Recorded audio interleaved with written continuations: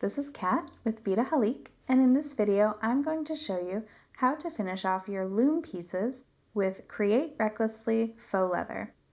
Now I've started a piece here on my jewel loom, and I just have this side that's unfinished and I have this side where I've built up my threads, and that's the technique I'm going to show you in the first part of this video.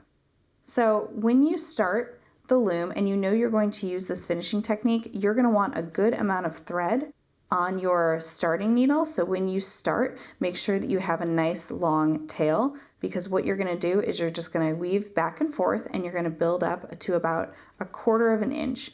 I'm going to show you how to do that, the first part. And so I'm coming out my thread here and it's on top. So I'm going to go underneath that first thread, over the second, under the third, over the fourth, and so on all the way down the line here. And just keep weaving your needle back and forth, up and down,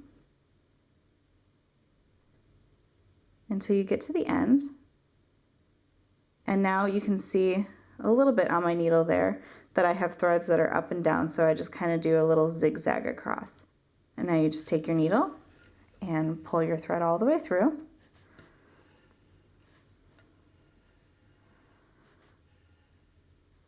And now just make sure it goes all the way down to your beads. And just push it down with your finger there. Now you're just going to do the same and you're going to go back. But again, your thread is coming over that last bead. So you're going to go, over that last thread. So you're going to want to go underneath to make sure to catch it and just go back and forth.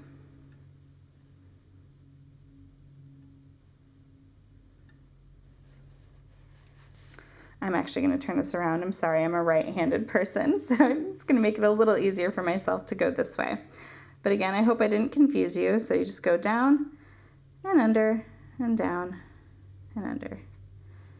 And you'll need to do many passes in order to build up that thread. So what I'm going to do is I'm going to show you how to do just one more, and then I'm going to go away, finish it, and then I'm going to come back. And it will take you just a little bit of time, but you'll end up seeing how it looks when I get towards the end. There we go. Just keep pulling it through. Make sure not to knot your thread. Shoot. There we go. Okay. And now just push that down, and you'll see those threads on the outside will start to come in a little bit, and that's okay. That's actually what you want. Just make sure that you're not pulling it too tight so that they're too pinched.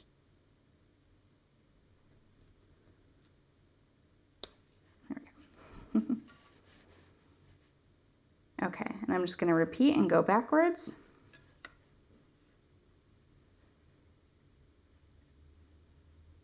And I'm just going up and down. Make sure not to make sure not to shred any of your threads by going through them. So you got to be really careful. Go, and just go back. So I'm going to finish doing this, and then I'll be back to show you the next step. So as you can see, I've built up this second side here. And I'm going to come around and I'm going to do one more row, and what I'm going to do is I'm going to add little knots just to help tie off this thread. So same as before, I'm just going to go under that first one, over the second, and so forth, and I'm going to get maybe to about that fourth one there. And I'm going to pull my needle through.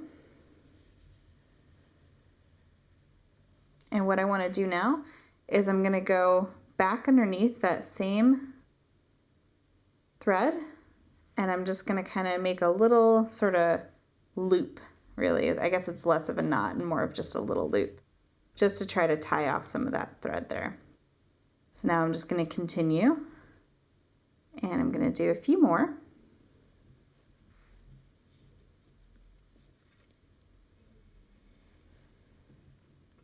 There we go. And now I'm going to tie a knot right in the center there. And this is very similar to tying off any other thread that you might have been doing in bead weaving.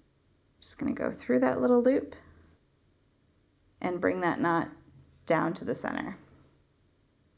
And just sort of continue. And what I'm going to do is I'm going to go to the other side and I'm going to go back and weave back towards the center. So I went all the way to the outside there. And just bring your threads down. And now just come back.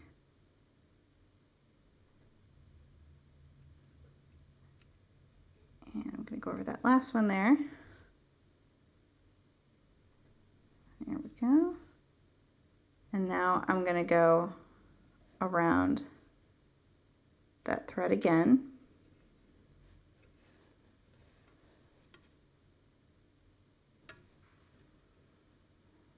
Come back up, go through the loop, and make a little knot.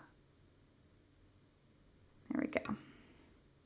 And now because this is my final knot, I'm just going to do that on the same strand just one more time. Just real quick. And just go through that knot. All right, so that should be nice and secure, and I have a nice big thread built up there. So all I'm going to do is I'm going to take my snips, and I'm just going to snip close to that tail right there. So the next part is we are going to sort of seal these threads, and we're going to be using super new glue. Now this glue is really great because it's incredibly wet in terms of a glue. You're going to see in just a second. So you just need a few drops.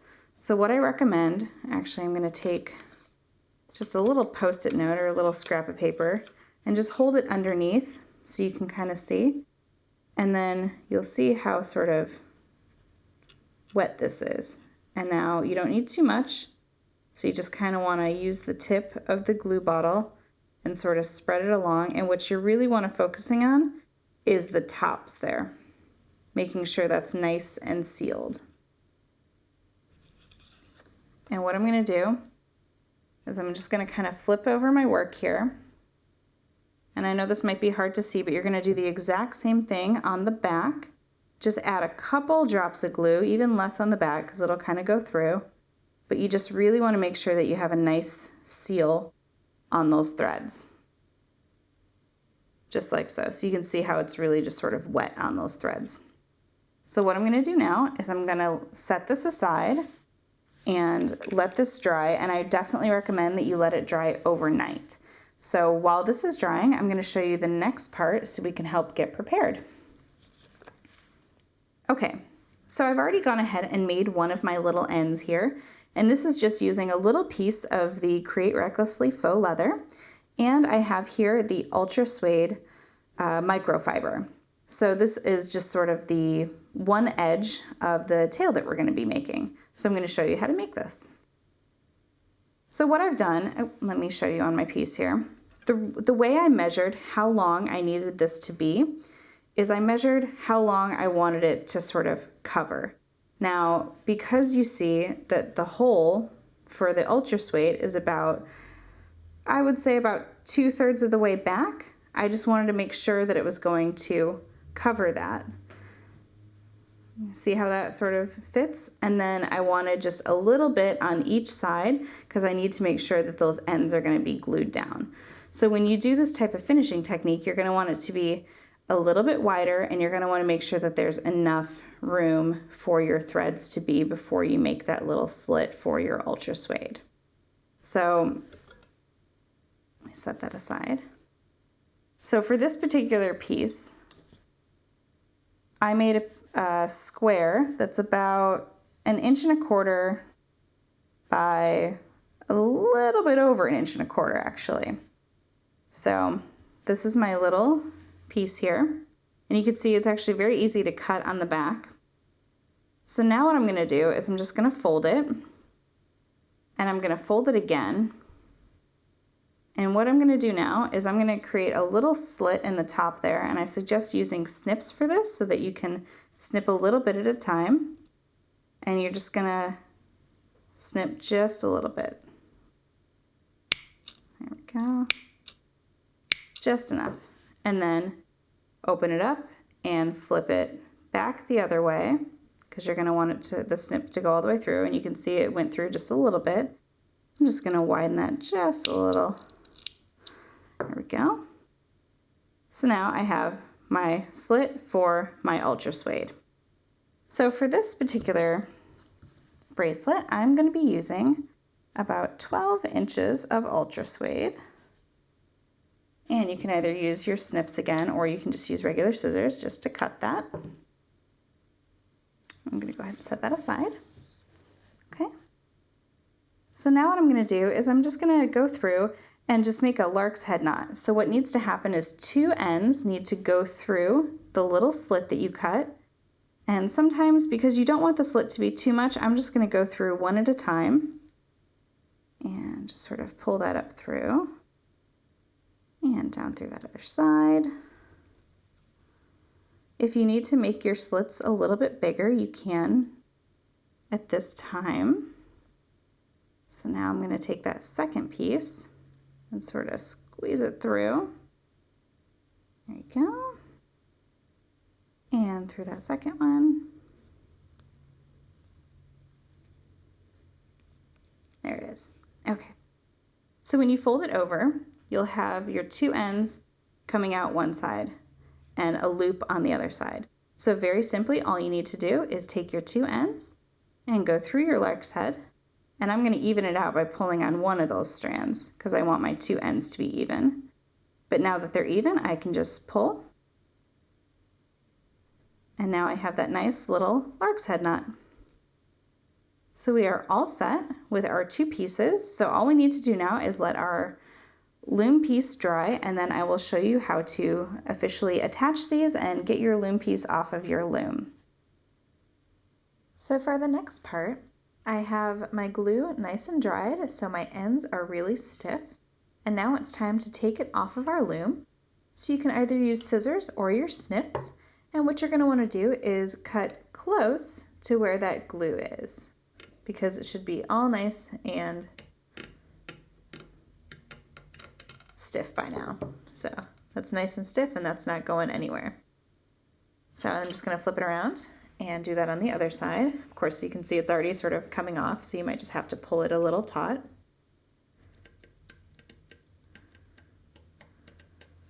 And there we go. So I'm just going to remove my loom from my work surface here and show you the piece that I'm left with. So here you go. So now it's all nice and stiff, and those beads aren't going anywhere, and that's exactly what you want. So now what we're going to do is we're going to attach our ends. And one thing I just want to let you know before you do this is to make sure that your knots are facing the same way so that when you put it on, you have that nice seamless look. So I'm going to do one side in the video here. And we're going to be using a different glue to attach this because we don't want that stiff thing that the Super New Glue gave us. So this is why we use the Super New Glue for this. And now we're going to use E6000 for this next portion. Okay, so I'm just going to put a little bit on my work surface. And I like to just use like a Post-it note, or if you're using wax paper or something, you can do that as well. So all I'm going to do now is I'm going to kind of open up that duck bill that I've got there, use a toothpick, get a nice size of the glue on there. You don't want to use too much, you also don't want to use too little, and just kind of make sure that it's nice and coated in there, because you're going to want that nice thick layer of glue. But of course, that happy medium of not too much where it's squeezing out, just a little bit on each side, because don't forget this is fabric, so it's going to absorb a little bit of that glue, so you can kind of feel free to use a little bit extra. And I'm just kind of using my toothpick to just sort of get in there in all those little spaces, just to make sure that it's going to glue up nice and seamlessly for myself. Okay, just a little bit more across the top there. Okay, so that is a good amount of glue in there that I've got going on. So again, I just want to make sure my knot's facing the right way. And all you're going to do is sort of place it into your loom work, center it, and then I'm going to place mine down on my work surface here so that I can just nicely press it down together. And just kind of work it around, make sure you're getting all that glue nice and happy.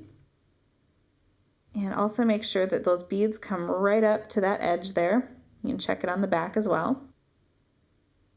And now, what I'm going to do, because you have to let this dry for a little while, I'm going to use my ruler actually, and I'm going to place my ruler down, and I'm going to place a heavy object on top of that, just so that you get that nice, smooth seal across the top.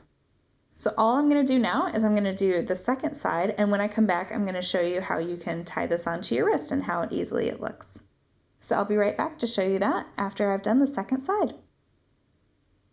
So I've let my piece dry for about 24 hours, which is what I recommend before wearing it because you are going to be tugging on these ends here. So I do want to show you just a little bit of sizing help for you. So when you're doing this, your ends are going to be a little over about a ½ inch. So you do want to make sure that your bead weaving is actually not that long. For example, my bead weaving here is about 4 inches, but when I add it to my clasp, I'm looking at almost 6 inches. And then when you tie it around your wrist, I'll just show you sort of on mine, I have about a 6½ inch wrist. So you're going to see that you're going to want, enough room to do just a nice little fun knot. And you can always trim these ends if you find that they're too long for you. You can also tie little knots in the end if you want to add a little bit more security. I do recommend that you can tie all 4 in just a very simple double overhand knot and just tie that again to wear if you like. Or another suggestion is that you can take one side and tie your knot and then take the other side and tie your knot, just kind of depending on how you'd like to wear that and how you're more comfortable. So there are just a couple little ways to finish it off. And you can also, of course, use different cord and you can attach clasps. There's a lot of fun stuff to do with this. But the method that I really wanted to showcase in this video is how to add those little faux leather pieces to the end. I hope you enjoyed this video. You can find all of these supplies and more videos at Beadaholique.com.